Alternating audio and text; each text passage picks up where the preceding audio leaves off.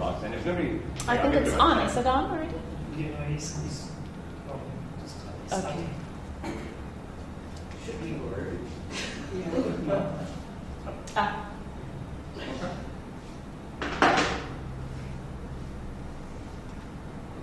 Do we have people?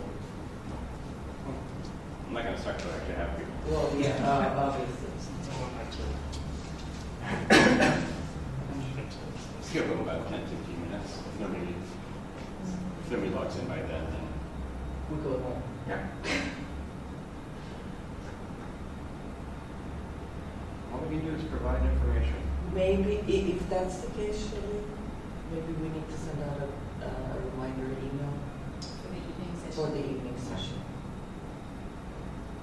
Yeah, it was in the JAG journal, and I shared with the PTO group one of the posts. Someone's online.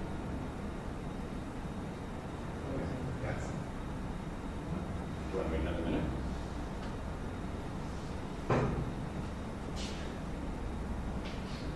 Wait just a couple more minutes, then get a few more folks online.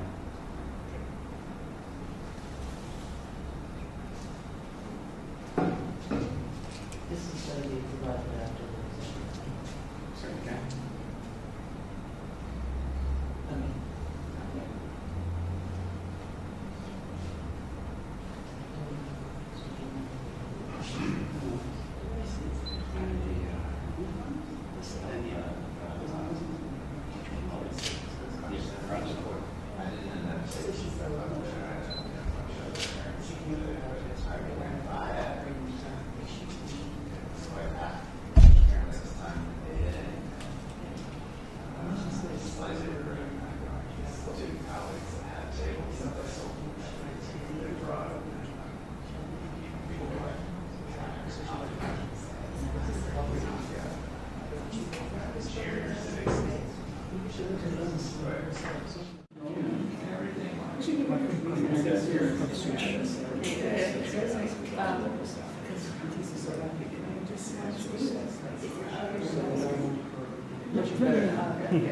This one is working. This. I can move. You can, the audio is good, right? You can hear me? Okay. All right, should we go ahead and start then? yeah. Excellent. Welcome to the first of two information sessions for those of you who are interested in potentially being trustees. And this year we have elections coming up. And so this is an information session to give you a better idea of what it means to be a trustee. We have some fellow trustees here joining us. Those of you online, thank you for joining. If you have questions online, please go ahead and put them in the comments section, and we will try and answer them as best we can. So yeah, we're going to go ahead and start. First, we're going to talk about what is the board and why does it exist. As is the case with most international schools, there's a board of trustees, a board of directors that is the governing body of the association. Our board provides long-term and strategic direction for the school. That is the primary purpose of it. It was established in our Articles of Association with its specific powers enumerated in our bylaws. A couple of things about our board, the way it's made up, it's comprised, a majority of them are elected from the association, and to be a member of the association, that means you have to be an active parent, you have to have kids in school. A majority of the trustees are also U.S. citizens. So in 1987, there was an agreement between the government of Senegal and the government of the United States to establish this school as an English language program for international students. It established a non-profit character under the responsibility of the U.S. Embassy. It provides tax-free status to the school and oversees hired personnel.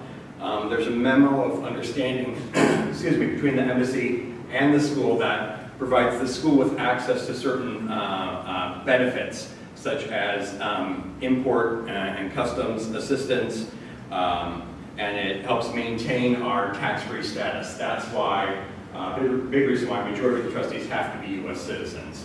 It's because of this relationship that we have. So the trustees, this is something we're not going to get into too much detail right now, but we sort of operate in 3 different modes when it comes to approaching our work. One is fiduciary, which is sort of the tangible assets, sort of the things you typically think of when it comes to a board of trustees. You know, how's the budget? What's the campus like? You know, those types of things, those tangible assets, as we say. There's the strategic part, the short and long term, where do we want the school to go, what do we need to do to get it there. And then there's this more sort of cerebral, higher level thinking, generative thinking. We're not going to get, again, too much detail into that. That's something that if you were to become a trustee, we would go over in our trainings and our board retreat. So how does the board work? So generally, at least the intention in this year, it's really proven to be the case. We work collaboratively. We try and have consensus. Every major decision that we've had this year has been by consensus, by unanimous consent, with the intent of one voice, one mission, which is the long-term success of ISD. In our committee meetings and our board meetings, we have open, honest, and respectful discussions about the various topics and issues. And while there may be disagreement within the meetings, once a decision is made or voted upon, all trustees support the decision publicly. And that is crucial to a healthy, functioning board of trustees. Okay? Decisions made in the board meetings are based off of committee work, where most of the work that is done on the committee level. Out of the committee meetings will come items for the board meetings. Sometimes they're informational items, just, hey, here's where this stands, here's what we're thinking for this. Discussion items, which is pretty self-evident, and then decision items where the trustees actually vote on it. When it comes to voting, going back to how the board operates, only the trustees have a vote. There are 9 trustees. They're a combination of elected and appointed, and only those 9 trustees have a vote. Other members of the board that help us in the meetings and in the committees include the director, the deputy director, the secondary principal, the primary or the elementary principal, as well as we have a representative from the U.S. ambassador and a representative from the faculty. That comprises the board at large, but only the trustees have a vote. Usually, like I said, all of our work is done during the meetings, during the committee meetings, and then board meetings. Occasionally, there has been work that needs to happen outside of those meetings, sort of at the discretion of the board chair. Usually, it can be a Zoom call or something like that. But most of the work is done in our meetings. And again, other trustees, if you have anything you want to add, by all means, jump in. All right, so what does the board do? Well, a lot of the work that we do is in these committees, of which we have 4 standing committees: Finance, Governance and Development, Buildings and Grounds, and Policy. We have, as needed, an Officers Committee. The trustees, the board is made up of 4 officers, traditionally. It's been a chair, a vice chair, a secretary, and a treasurer. This year, we amended our bylaws to allow for the option of 2 co-chairs instead of a co-chair, or instead of a chair and a vice chair. And occasionally there will be a formal committee for that. Other times it's just us working sort of in an ad hoc nature. In addition to those standing yearly committees, there's these ad hoc ones based on whatever the board is working on. And this year we have a director search committee and a strategic planning committee. We also have an elections committee, which is an ad hoc committee, but every year that is put into place to help with the elections. The finance committee, going back to the standing committees, the finance committee, it leads the board's oversight of the school's short and long-term financial goal health. The governance and development committee ensures that the school flourishes now and in the future by overseeing the smooth functioning, the growth and the development of the board of trustees. Buildings and Grounds oversees the growth and development of the school's physical buildings and the grounds, including construction projects and the master campus plans. And And then the policy committee establishes and revises board policies as needed to better serve ISD and address the changing circumstances or challenges we face, as long as they're in alignment with ISD's foundational documents, goals, and other requirements such as accreditation. Okay? Relationship with the director. The director is the only employee of the Board of Trustees. The Board of Trustees is responsible for hiring, evaluating, supporting, and at times dismissing the director. Everything else that exists within the school goes through the director, and the Board of Trustees is not directly involved with any of that. Ideally, the relationship with the director is a partnership. They bounce ideas back and forth, come up with the agenda items, issues that are going to be coming up. The board chair meets on a regular basis, sometimes weekly, sometimes more, depending on what the situation is with the director. And out of that will come, again, ideas, issues, agenda items, stuff like that. The director attends all of our committee meetings, and like I said, suggests agenda items and provides updates. Our relationship with the association. So the association, for those of you who don't know, is basically the parents and the faculty of the school. That is what we mean by the association. The Board of Trustees is representative of that association. We come from that. Up until this past year, every trustee was an elected member of the association, which means a parent. Next year, we're going to have 2 appointed trustees. And even though they're appointed, we still are parents at the school. And while the trustees, we don't represent any one segment of the association, by nature, we have a variety of backgrounds, nationalities, and experiences that help shape our thoughts and our actions, and again, represent the sort of association as a whole. In terms of how we interact with the association, we do have an open process, but it is a structured communication process. You can communicate with us through board box email address. That'd be the best way if you want an official answer. But you can also stop and chat with us, and we will direct you as best we can to where you need to go.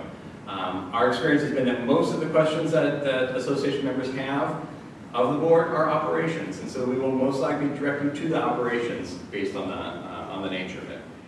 We do have our monthly board meetings, where the beginning of it does have a public session where you can come, and if you notify us ahead of time, you can make a statement, you can submit questions. If we're able to answer, we can, otherwise we will respond at a later time.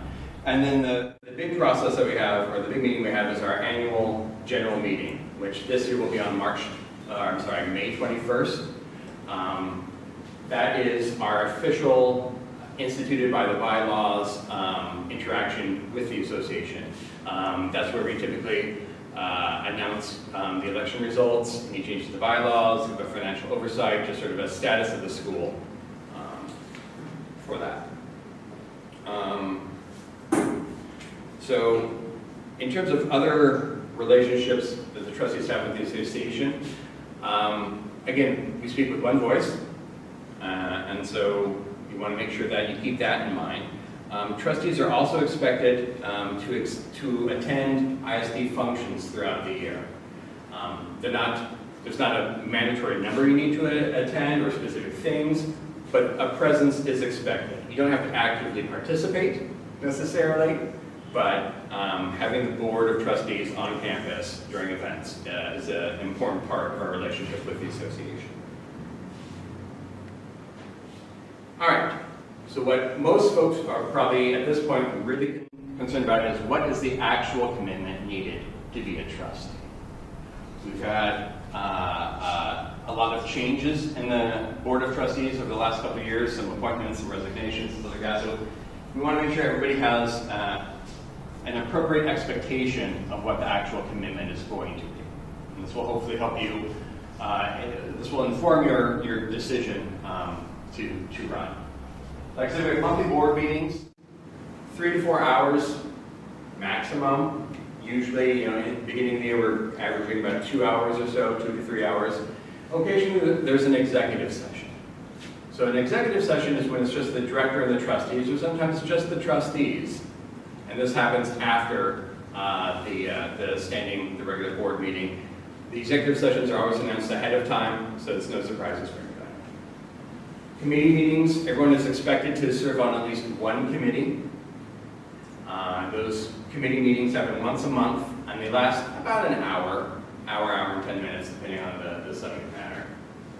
Other prep work, other works, there is reading that needs to be done before monthly board meetings. We have something called a consent agenda, which is school reports and other informational things that trustees are expected to read beforehand and ask questions, so that when it comes to the board meeting, we can finalize that in a very efficient manner.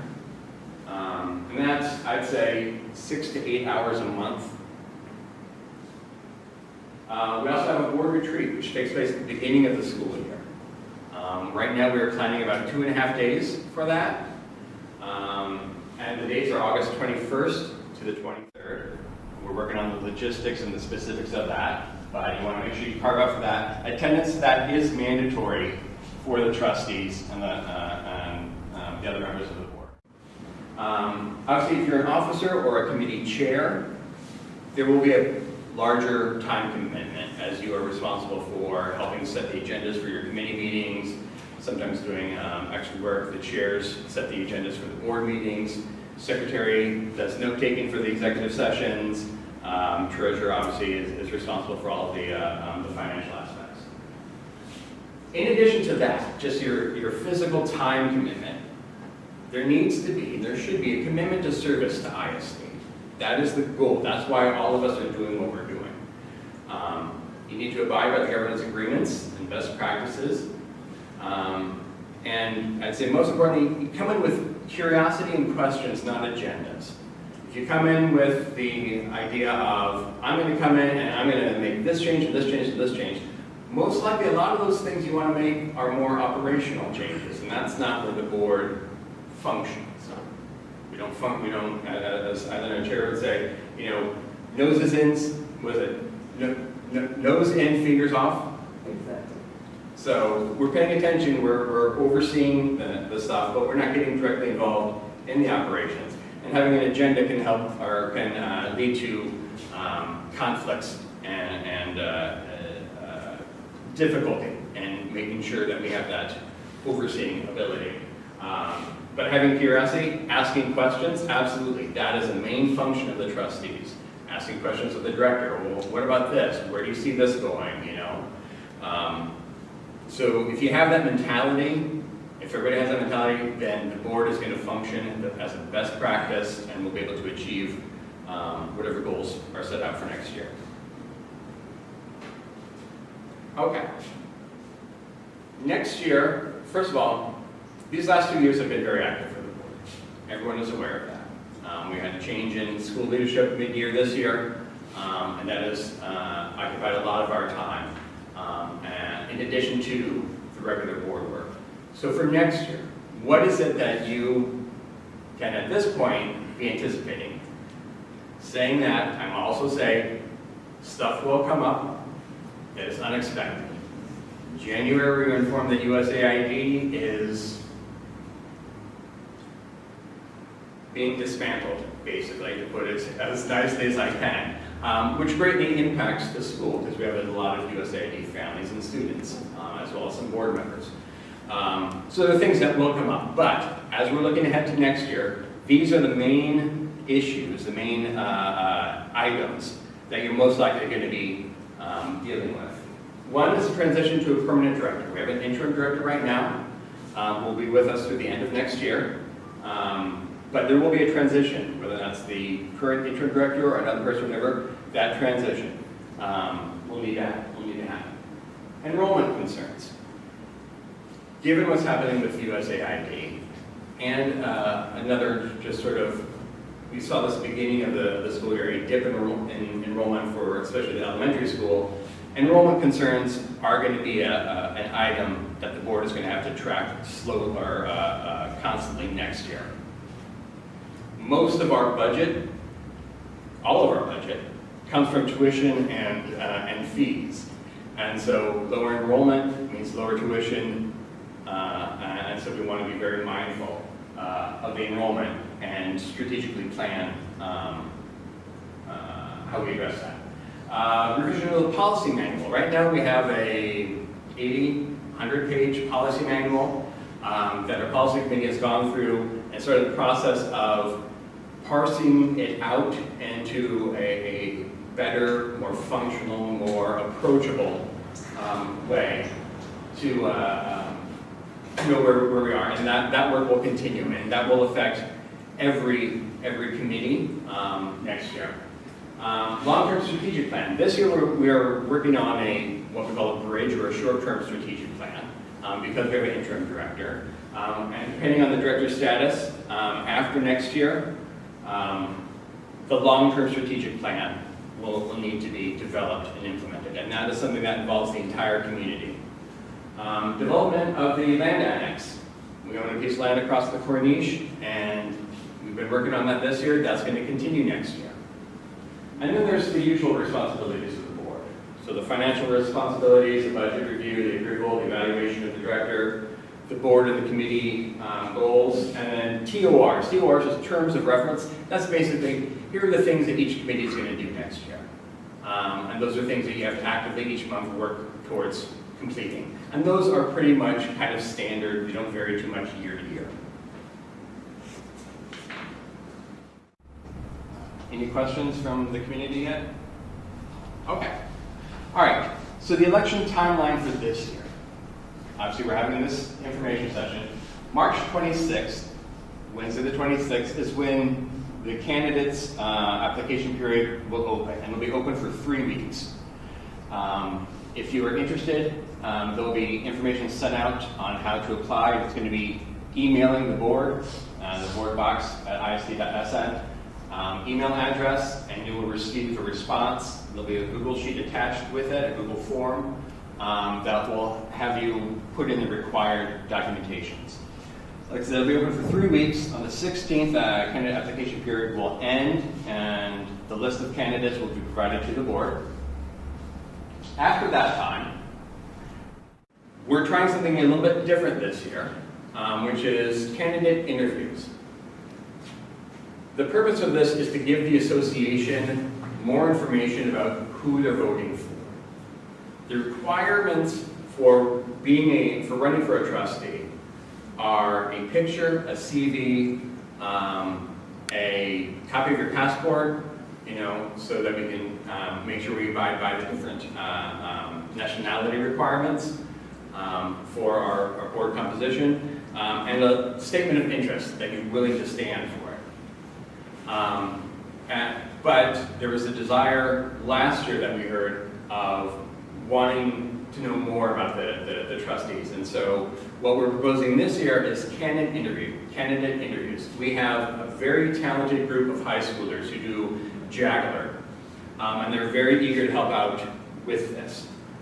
The way the process would work is that once a candidate has applied, we would coordinate a time for them to sit with the high schoolers to answer 3, 4, maybe 5 questions.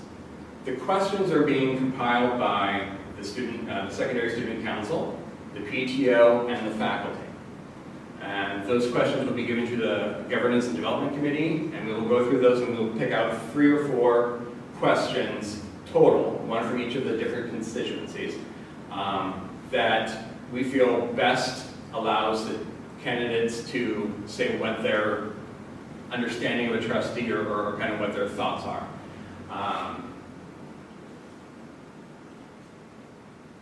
The interviews themselves will be 5, 6, 7 minutes, not very long. Once the candidate list is provided to the association in general, which will be on April 23rd, then any interviews that we do, which will have been recorded, will be shared at that point. I'll say the interviews, they're not required. If you're not comfortable being videoed but want to do an audio version of it, that is an option as well. If you choose that you don't want to do that, that is fine. We will provide the questions ahead of time so that you do have the opportunity to prepare an answer that you can give. It's not going to be a thinking off the top of your head, because we want truthful, meaningful responses to very good questions that we're getting in. Once the association is notified of the general meeting, they'll have with that all of the candidates, anything else like amendments to the bylaws, anything else that goes into the AGM. That happens 2 weeks before the voting actually starts, and voting, which is online, will start on May 7th, and the voting period will be 2 weeks this year, ending on the 21st. Right now we're slating it to finish at 3 p.m. That is also the day of the AGM, where the winners will be announced. Yeah, that's pretty much sort of what we have. Are there any questions from online or other trustees? Do you have any questions or clarifications? Okay. Then I'm going to say thank you very much for participating. We will have another session this evening at 6 o'clock. So if you know folks who wanted to attend but weren't able to attend, please let them know. We can do it in person and also be live streamed. Thank you very much and have a good day. Thank you. Are we done?